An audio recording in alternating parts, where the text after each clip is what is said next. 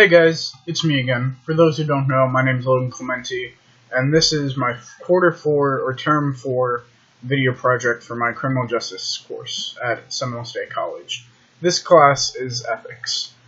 First, for my points, there's my Seminole State ID card that's proving who I am, Logan Clementi, like I already said. So today we're going to be talking about police corruption. Now, if all of you people watching this, I'm sure you all watch the media and read articles online. One of the biggest topics that's constantly in the media is about police misconduct and police corruption. First, I just want to go through a few types of police corruption, and then I'll go over them each.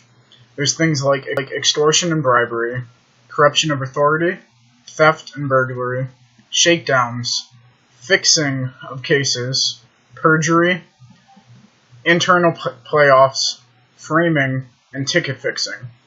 The first thing I'm going to talk about is corruption of authority. Corruption of authority can be seen everywhere. This is commonly seen when police officers receive free things just because they are police officers, whether it intentionally or unintentionally happens. An example could be, I go to a restaurant and see a group of police officers and I decide to pick up their tabs. Even though they didn't mean for that to happen and it was unintentional, that can still be considered a form of corruption. Many people don't have as big of a deal with this, as a lot of people in the U.S. see police as policing and fire department jobs and things in the law enforcement field as a respectable position that deserves that. There's also a lot of people in the spectrum that don't, and there's even a lot of agencies and sheriff's offices that have specific rules against taking things like that. Another thing is extortion or bribery.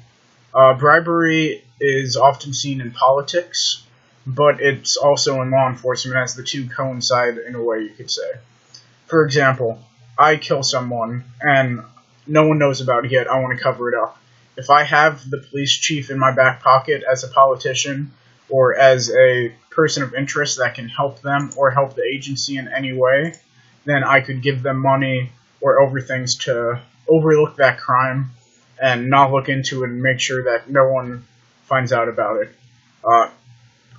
Part of extortion or bribery can also be selling information, confidential information from criminals or convicts that isn't supposed to be public. Selling that is a form of extortion, destroying evidence, things like that.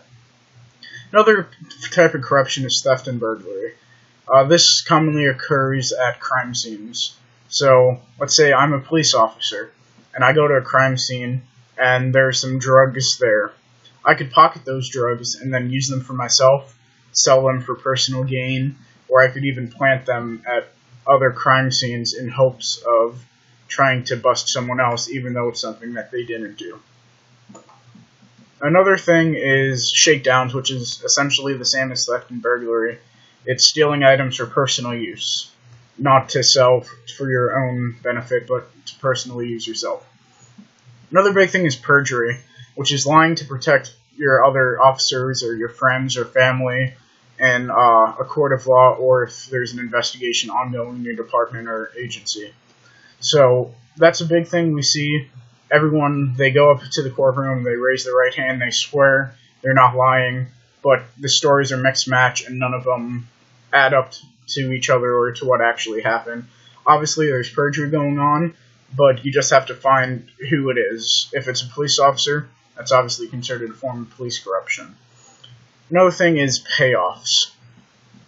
If you see in the movies and stuff, there's always that crooked cop that's on the bad guy's payroll or the corrupt politician's payroll, and he commits all kinds of corruption, perjury, extortion, theft, corruption of authority, and they do that for their personal gain, getting the money from that politician or that crooked person. Another thing is like ticket fixing. Excuse me. Ticket fixing. So I'm a cop, I pull over Mr. Charles, and I'm like, hey, that's my teacher. How about I decide not to give him a ticket because that's my teacher, and it may benefit me in the long run. Now, all these things I went over, those are basic types of corruption. That's just giving you a little bit of a rundown on it. Obviously, if you go and look out for it, you can find corruption anywhere, not just in the law enforcement field, but in any other field there is. Now, with corruption comes a lack of trust. Like we see with police misconduct, police doing things that are wrong against policy that they shouldn't be doing. We saw this supposedly and allegedly saw this in the Michael Brown case, and the case where there's children around the country that have been killed by officers or unarmed suspects. Now, what happens with this is there's a lack of trust. But there is things we should be able to do to try to restore this trust in our people or in our law enforcement. One thing, a big starting place is the media. Now, the media is there to outline corruption, which is good. It shows us what's wrong and what we need to fix. And that's its job. That's the stories everybody loves. That's what everybody loves to watch. But we also need to use the media to show the good things officers and law enforcement personnel and politicians are doing. If you just see all the negative stuff, your outview is going to be purely 100% negative. But if you see some things like, oh, that cop just saved a family, or this white cop just saved an African-American kid instead of shooting him like we may see in the media that there are riots over, we do things like that, then maybe we'll be able to combat the lack of community trust. Now, combating police corruption is a different story. I don't really think the media has anything to do with that as much. Maybe in different parts, but not as broad of a scheme as what we need to do. Now, police corruption being a hot topic, I'm sure there's thousands of people out there that have solutions. There are some things that we need to happen is more training.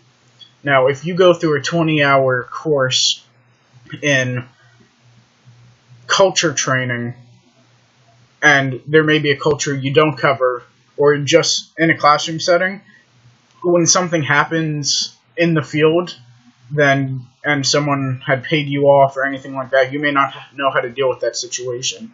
We need to train our officers and narrow down our selection process and make it more strict, so we make sure we're not getting those corrupt people in there that can easily be bribed.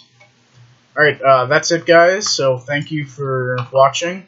Please like, subscribe, and share. Mr. Charles, give me an A.